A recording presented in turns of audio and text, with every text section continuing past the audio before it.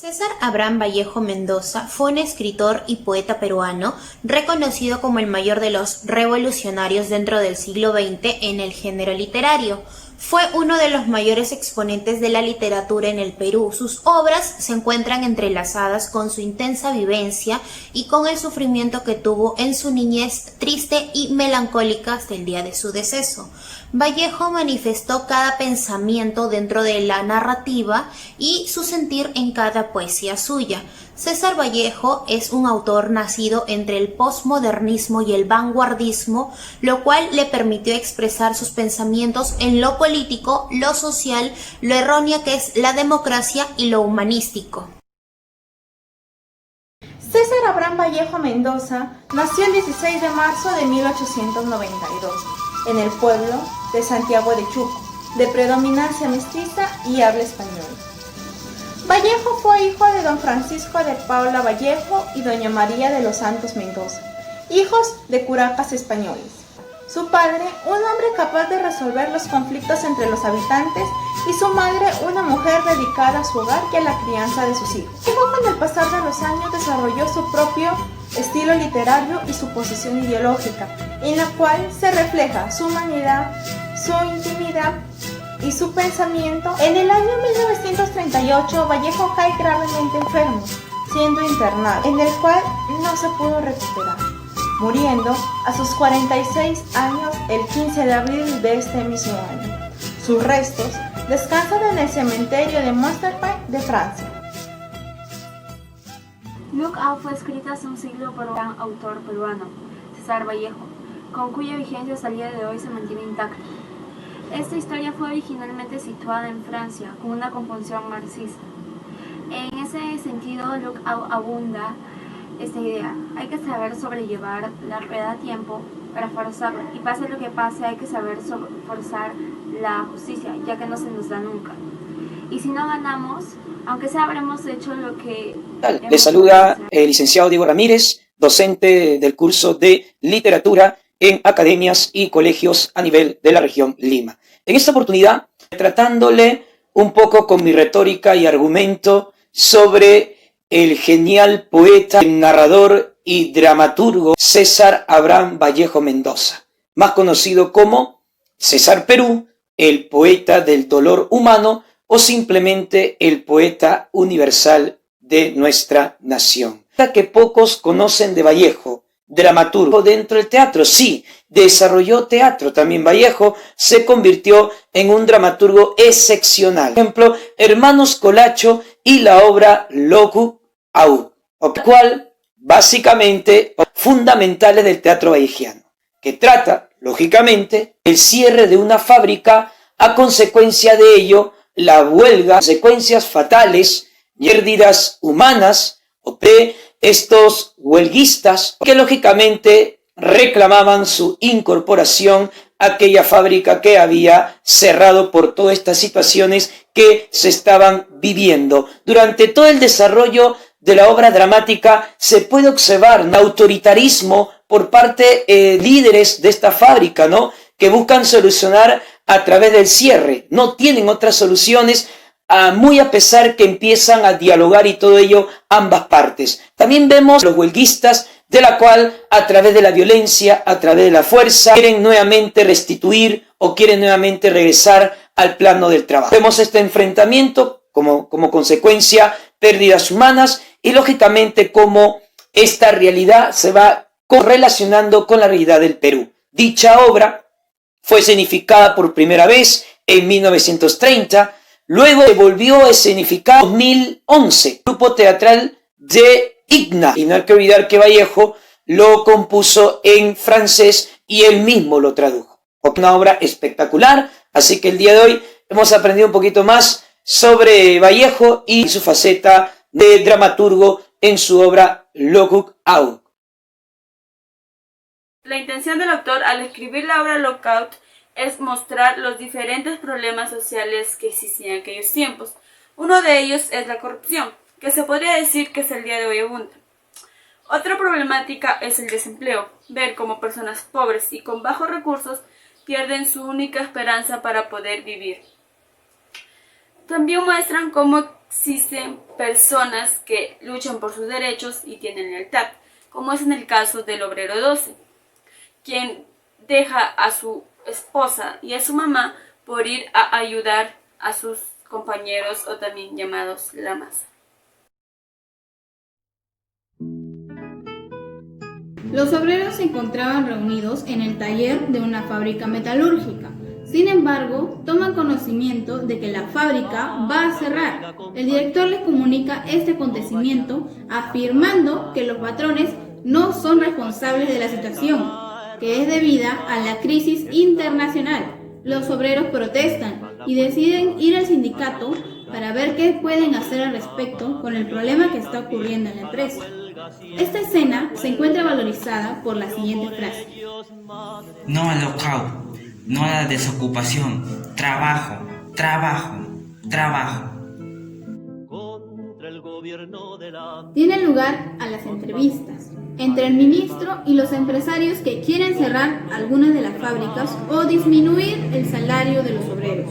El ministro quiere ayudar a los obreros, pero uno de los capitalistas lo amenaza con hacer protestar una letra que el ministro le debe.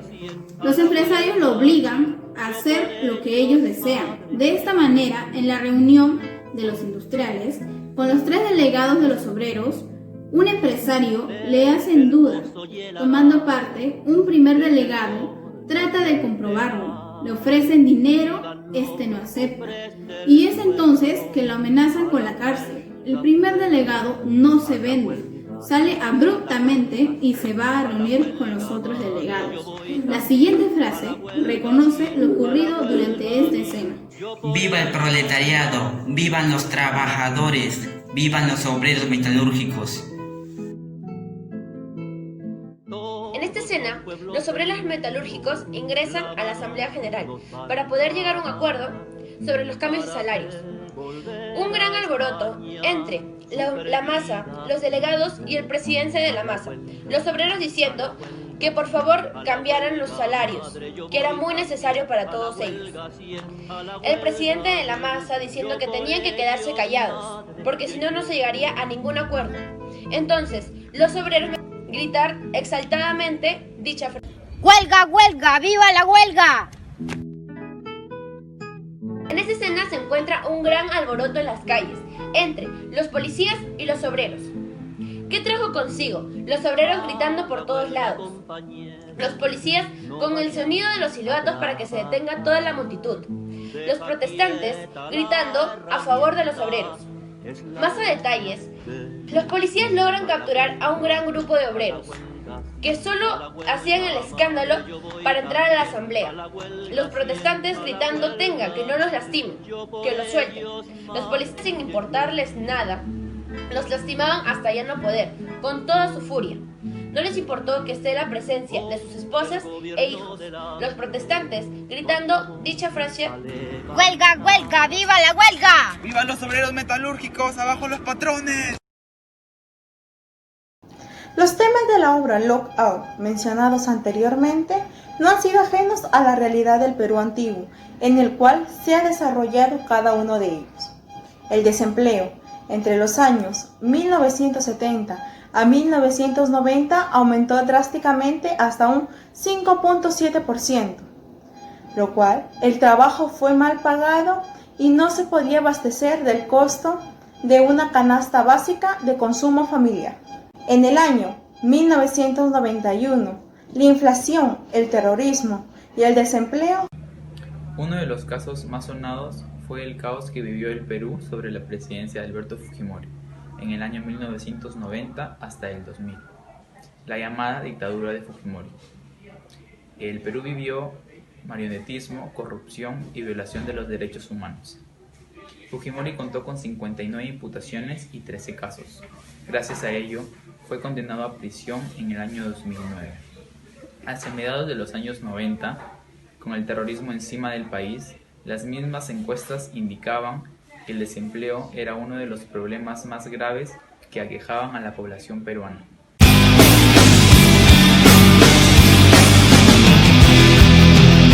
La violencia es silenciosa, quien se equivocar. Pero tú no lo ves, no soy yo ni los tuyos. Tú lo ves, se ven caer.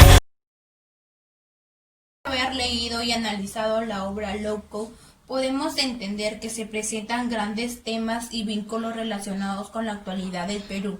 Dentro de ellos se encuentran unos grandes mecanismos, como los empresarios y el Estado intentan un fraude económico, ya sea encerrar una organización metalúrgica o despedir diariamente a sus trabajadores, realizando un violento combate entre el sindicato, los empresarios y el Estado, la cual encontraron en su arte un modo de manifestar sus sentimientos y emociones, sus ideas y aspiraciones, que se manifestaron desde sus experiencias en un mundo berragado de contradicciones.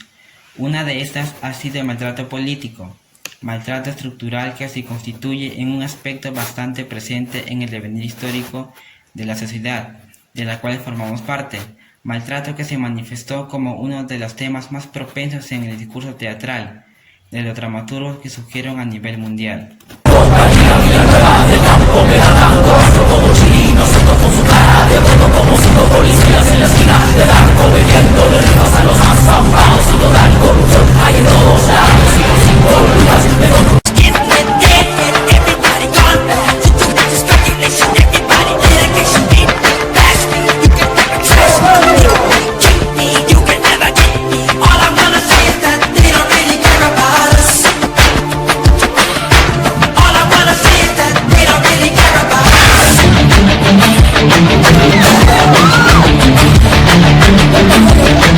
Tengo una fe que madura, que va conmigo y me cura desde que te conocí.